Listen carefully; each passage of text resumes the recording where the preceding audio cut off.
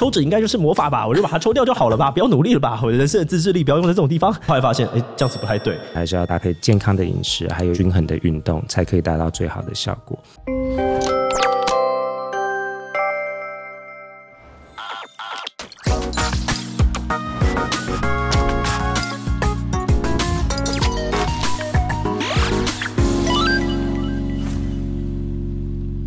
Hello， 大家好，我是志祺。那我想在这个之前的走中奖之后，应该大部分的观众都知道我们去整形了。那一直以来，观众对于我的这个决定，还有具体的手术啊，以及恢复期等等，都有非常多的疑惑。所以这一次呢，我们就透过2节节目来讲清楚。那这一集呢，主要会说明抽脂的部分。计划养羊呢，一样有收集了一些网友的疑惑，要来向我们提问。那这一次我也要找了这个超强的外挂，也就是帮我手术的林子宇医师协助我回答问题。那请子宇医师跟我们的观众自我介绍一下吧。大家好，我是整形外科林子宇医师。你是行销人员吗？是否曾经想过怎么让自己的品牌在茫茫的广告媒体当中吸引到大众的目光呢？或者有些的产品服务需要把抽象而且复杂的资讯有脉络的解释给消费者呢？或许你可以考虑用动画来解决哦。简讯设计长期为企业制作形象动画，用创意有温度的故事传递核心价值，而且50% 以上的观众会因为动画而提升对于品牌的好感度。另外也有专业的解释型动画，透过视觉的转化，一步步让受众了解产品的功能或服务。不管是什么类型的专案，我们的团队呢都会帮你从前期计划到影片制作，帮你规划好一条龙的流程。此外呢，如果你还有像是其他的 logo 动画频道片头，只要是跟动画设计相关的需求，都欢迎来信洽询哦，价钱都好谈。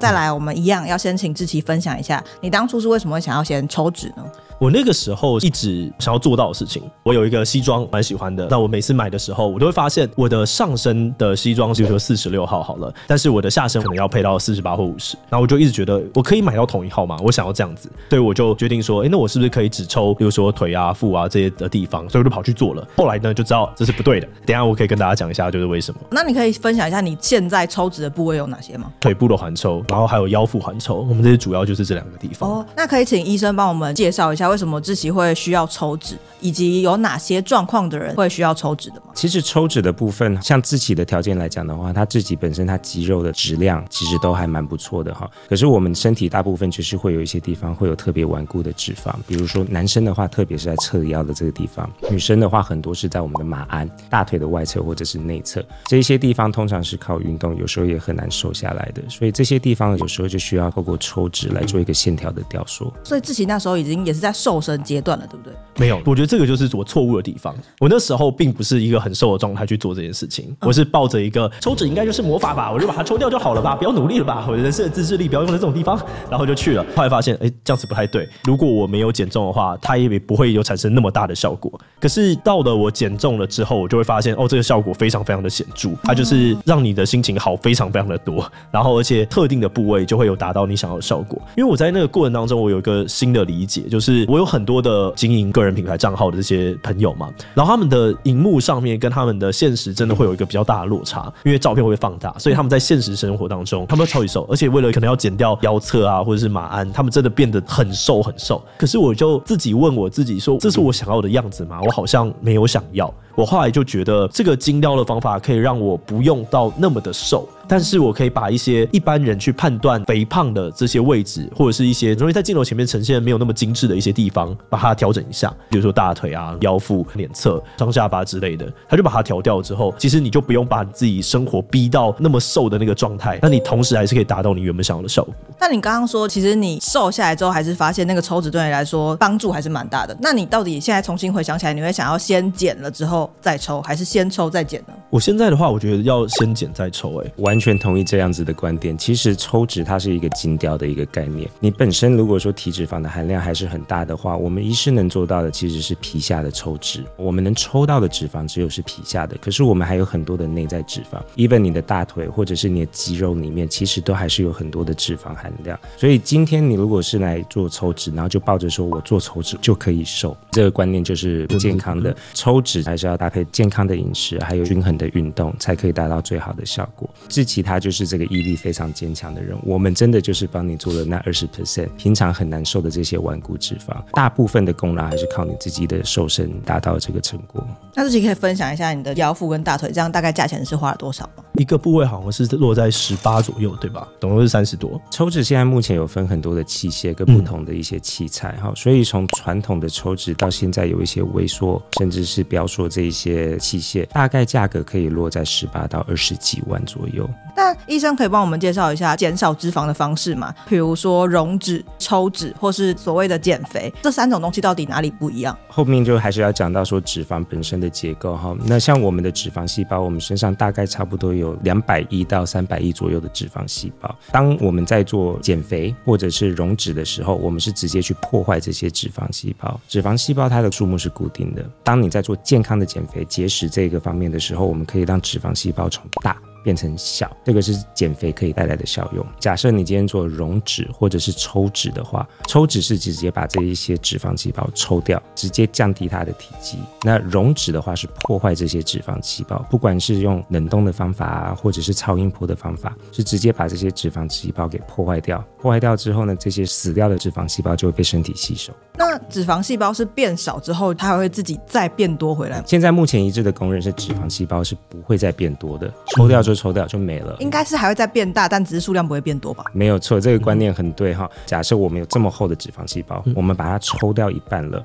那你要复胖的阈值其实就会提升得很高。那真的是先减了之后，针对想要的地方去抽脂，感觉很有效。那抽脂这件事情是大家想抽就可以抽的吗？有没有哪些人是不适合抽脂的？这个分2个层面，第一个是安全的问题，第二个才是美观的问题。安全的问题这个时候就包括了你自己本身有没有一些比较系统性的疾病，比如说心血管疾病，看有没有内分泌方面的疾病，这一类的客人可能就不适合做抽脂，因为风险已经大于你的优点了。这一类的客人当他有心血管或者是内分泌方面的疾病呢，我们就不会建议客人去做抽脂的这些手术。第二个就是美观的方面，美观方面其中就是包括说，今天如果你的体重是过于肥胖的，在一次大量抽脂的这个手术之后啊，你的皮肤其实会松得很快，这些松掉的皮肤是没有足够的时间收缩，这时候你就会有赘皮的产生。所以如果今天想要瘦身或甚至要抽脂的话，先瘦身是比较正确的观念，因为你瘦身的这个幅度是慢慢的，是缓和的，那你皮肤其实会有一定的空间是可以慢慢回弹。可是你今天直接就在一个肥胖的状况下做抽脂的话，皮肤是没有时间回弹的，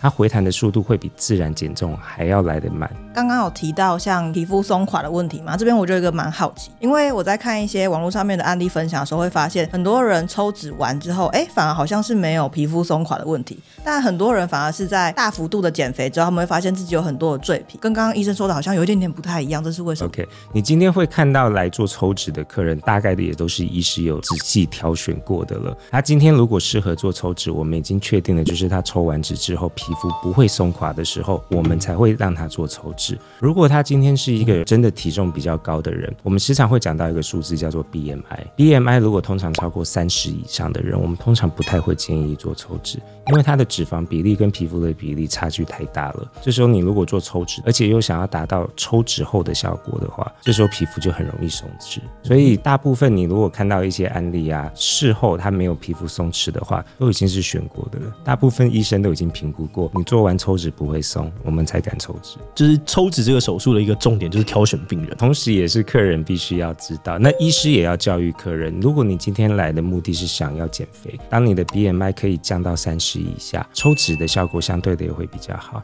哇，那志祺非常幸运吗？就他虽然是在还没减重前就做这件事情，但没有遇到类似的状况。那时候已经被他挑过了。志祺的条件非常好，其实他肌肉的质量非常的多。当时我们在术前也有跟他讨论过，我就有跟他讲说，其实你这里面有很多是肌肉。因为我的大腿比较壮，然后我就一直想要解决就是我大腿的问题，然后我就说这个东西应该可以抽吧。他说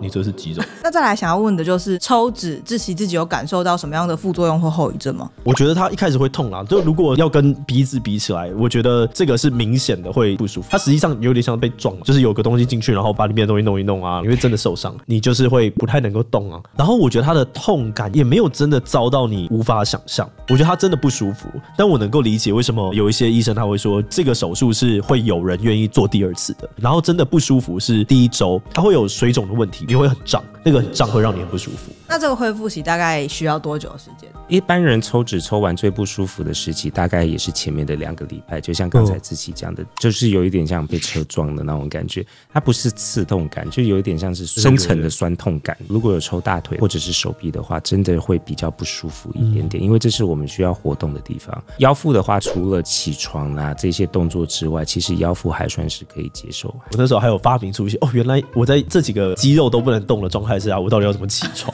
觉得人生蛮多可能的。那医生可以再介绍一下抽脂有没有一些比较常见的副作用或后遗症需要小心的吗？一开始你如果有一些比较慢性的这些疾病啊，我们必须要好好的筛选。如果说你的手术的风险比你最后得到的好处还要高的话，这时候我们就不会建议你手术。通常会有哪些风险呢？就是也是刚才讲的安全跟美观的部分。你今天如果安全上面的考量，比如说一些慢性疾病的话，做这个手术可能会带来的风险会比较大，因为这个手术大部分都还是全身麻醉进行的。在全身麻醉这个环境下进行，就要确保你的抽血啊，还有身体的条件啊是可以负荷得了麻醉的。这个是第一关。第一关过了之后呢，第二个就是美观的问题。你今天如果说是过度肥胖，或者是你已经非常的瘦，你还一执着要抽脂的话，那凹凸不平的问题就很容易产生，因为你已经没有多少的脂肪可以抽了，抽完了之后就直接是皮包着你的下面的肌肉，这时候就很容易发生一些粘连的情况，那凹凸的情况就比较容易产生。如果你今天又是过度的肥胖，就直接来做抽脂的话，这一些已经被撑得很松的这些皮，一瞬间少了下面的这些脂肪组织之后，这些皮它就不知道该去哪边啦，它就层层的粘在你下面的这些筋膜上面，就会看到一些米其林宝宝啊，或者是这个皮好像皱皱的衣服粘在你的身上，这个成果都是我们不想要见到的。难怪医生会说他会先筛选，因为后面这些状况听起来都有一点可怕。对，这些状况其实是不好处理的。那你刚刚有提到你其实是在更瘦下来之后又更理解了就是抽脂这个东西棒在哪里，可以叙述一下吗？他就是很瘦啊，我不知道怎么形容。回归我们一开始讲的哈，今天如果客人他想要追求的是一个减重的效果的话，我们通常可能会在门诊的时候就会跟他解释得很清楚，抽脂的这个手术它不是一个减重手术啊，毕竟还是一个线条的雕塑。我们也时常看到有一些很有在运动的人啊，就是有一些地方的脂肪会受不了，在搭配了他平常的运动的 routine 之后，把他这些多余的脂肪抽掉，他自己就会非常有感的觉得说这个地方怎么就是瘦的这么明显，整个都凹下去了，或者是马鞍整个都顺了下来。所以大部分的抽脂的客人得到最好的回馈就是他想要的线条他得到了这样子。我会觉得很开心的点是你的服装的选择权变高很多，这件事情让人蛮开心的。我觉得好像不是因为单纯的变瘦很爽，而是因为你变瘦了之后原来我这些衣服都可以穿，而且我不用真的像一般的我的朋友一样要瘦到那么的瘦，我才可以达到几乎是一样的效果。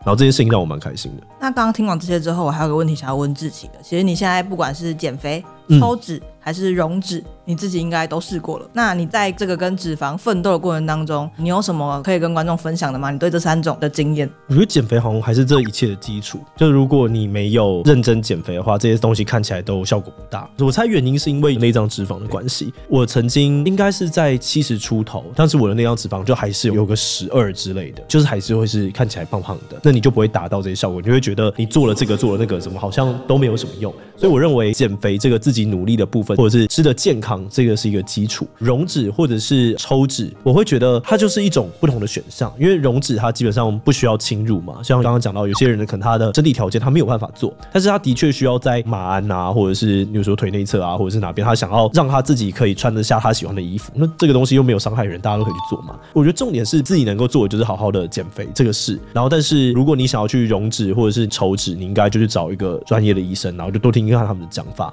你可能才会改变你原本可能错误的一些认知这样子。那医生最后有没有什么想要跟我们观众分享的？其实抽脂这个手术它并不是一个减肥手术，它还是一个体雕细琢的一个手术。今天如果说你有体重上的问题，然后身材可能还是比较肥胖一点点的话，这时候医生还是会建议你先去做一个减肥的动作。先减肥，皮也比较不会松，当你的 BMI 降到一个比较合理的范围以内，抽脂的效果其实会更好。要记得抽脂是一个体雕，不是减肥的手术。 OK， 那今天很谢谢子宇医师跟我们回答了那么多的疑难杂症。那大家如果喜欢今天的影片呢，也别忘了把影片分享出去，或者点击这个地方看看其他相关影片。那么今天这一期就到这边告一段落，我们就明晚再见喽，拜拜，拜拜。